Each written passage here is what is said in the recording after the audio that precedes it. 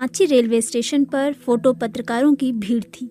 Railway police के कुछ जवान थे और अधिकारी भी।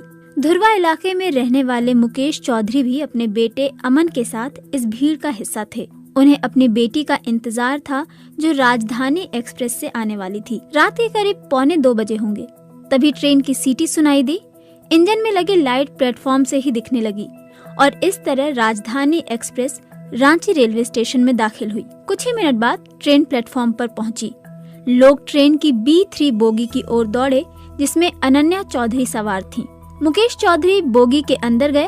बाहर निकले तो उनकी बेटी अनन्या साथ थी। अनन्या को देखते ही कैमरों की फ्लैश चमकने लगी। फोटो पत्रकारों ने उनकी तस्वीरें उतारी। फिर मुकेश चौधरी अपने बेटे और बेटी के साथ स्कूटर से घर के लिए रवाना हो गए। दरअसल अनन्या चौधरी उस ट्रेन से रांची पहुंचने वाली अकेली यात्री थी। डाल्टनगंज से गया होते हुए रांची तक की 535 किलोमीटर की दूरी उन्होंने अकेले तय की। रांची रेल मंडल में ये पहला मामला था जब किसी एक रेल यात्री को लेकर किसी ट्रेन ने इतनी दूरी तय की हो। अलबत्ता रेलवे ने उनकी सुरक्षा के लिए रेलवे प्रोटेक्शन फोर्स के एक जवान को लगा रखा था। तो क्या राजधानी एक्सप्रेस का टिकट सिर्फ उन्होंने ही कराया था? जवाब है नहीं। उस ट्रेन में 930 यात्री सवार थे, जिसमें से 929 लोग डाल्टनगंज रेलवे स्टेशन पर ही उतर गए। रेलवे ने लोगों को वहां से रांची लाने के लिए बसों का इंतजाम कराया था, पर अनन्या ने बस से जाने से इनकार कर दिया। मान मनौवल के बाद भी जब वो नहीं मानी तो वो ट्रेन डाइवर्ट किए गए रूट से करीब 15 घंटे की देरी से उन्हें लेकर रांची पहुंची। इसी वजह से रांची रेलवे स्टेशन पर उन्हें देखने वालों की भीड़ जमा थी। दरअसल महात्मा गांधी को अपना आदर्श मानने वाले टाना भक्तों ने अपनी कुछ मांगों के लिए रांची डाल्टनगंज रेलवे ट्रैक को टोरी जंक्शन के पास जाम कर रखा था। इस वजह से राजधानी एक्सप्रेस डाल्टनगंज रेलवे स्टेशन पर ही रोक दी गई। तब अनन्या नींद में थी। सुबह 10:30 बजे उनके पिता ने फोन किया तो उसकी घंटी से उनकी नींद खुली। तब उन्हें ट्रेन के रुके होने का पता चला। इसके बाद क्या कैसे हुआ, इस बारे में हमने अनन्या चौधरी से बात की। उन्होंने बताया कि मेरी ऊपर वाली सीट थी, इसलिए पता नहीं चला कि ट्रेन कहाँ रुकी है। मैंने नींद में ही पापा को बोला कि ट्रेन लेट है, कहीं रुकी हुई है, देर से रांची पहुँचेंगे। तभी एक बुजुर्ग अंकल लगभग खींचते हुए बोले कि ट्रेन कुछ देर से नहीं 5 घंटे से रुकी हुई है। मैं हैरान रह गई। नीचे उतरी तो देखा कि ट्रेन डाल्टनगंज रेलवे स्टेशन पर है। वहाँ टोरी में ट्रैक जाम होने की बात बताई गई। मैं इसलिए भी हैरत में थी क्योंकि मुगल सराय में ही ये अनाउंस किया गया था कि ट्रेन दूसरे रूट से रांची जाएगी। फिर ट्रेन पुराने रास्ते से ही डाल्टनगंज कैसे पहुंच गई? मेरे इस सवाल का जवाब किसी अधिकारी के पास नहीं था। अनन्या बताती हैं कि उन्होंने करीब 11:30 बजे ट्वीट कर रेल मंत्री को इसकी जानकारी दी थी।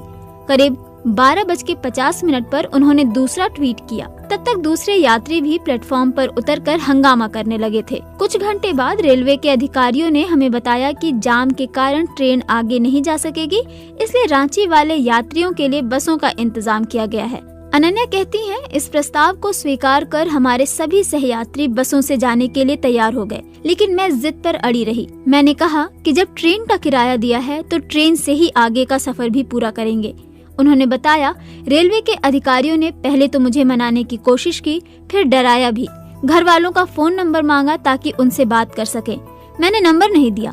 मैंने कहा कि जब टिकट मैंने खरीदा है तो जो बात है मुझसे ही की जानी चाहिए। अब ट्रेन में मैं अकेली यात्री बची थी। अधिकारियों ने मेरे लिए कार करने का भी प्रस्ताव दिया, जिसे मैंने मना कर दिया क्योंकि ये लड़ाई मेरे अपने के लिए नहीं बल्कि सिस्टम से थी। अनन्या ने बताया कि कुछ घंटे बाद रेलवे के एक अधिकारी ने उनसे कहा कि ट्रेन को गया गोमो होकर रांची ले जाया जाएगा, इसमें वक्त लगेगा।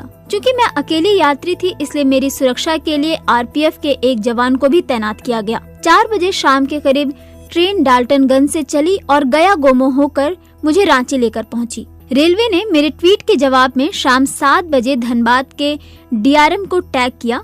तब तक ट्रेन गोमो के रास्ते में थी। अनन्या कहती हैं, ये रेलवे का सिस्टम है जिसे मैं गलत मानती हूँ। रांची के धुरवा इलाके की निवासी अनन्या बनारस हिंदू विश्वविद्यालय में कानून की छात्रा हैं। उनके पिताजी हैवी इंजीनियरिंग कॉरपोरेशन में काम करते हैं। छोटी उम्र में ही उन्होंने अपनी मां को खो दिया। अनन्या ने बताया, ग्रेजुएशन तक रांची में पढ़ने के बाद मैंने कानून की पढ़ाई के लिए बीएचयू जाने का निर्णय लिया और तय किया कि गलत का हर हाल में विरोध करना है। रांची रेल मंडल के वरिष्ठ डीसीएम अवनीश कुमार ने मीडिया से कहा कि राजधानी एक्सप्रेस को तो रांची आना ही था, क्योंकि इधर से उसकी वापसी निर्धारित थी। इसके लिए लोगों ने टिकट ले रखे थे। रेलवे ने यात्रियों की सुविधा के लिए डाल्टनगंज में बसों की व्यवस्था की थी, क्योंकि डाइवर्टेड रूट से रांची आने में अतिरिक्त समय लगता। अवनीश कुमार ने कहा कि अनन्या चौधरी बस से जाने के लिए तैयार नहीं थी, इसलिए वो ट्रेन से ही आई। हम नहीं मानते हैं कि इसमें एक पैसेंजर के लिए ट्रेन चलाने जैसी कोई बात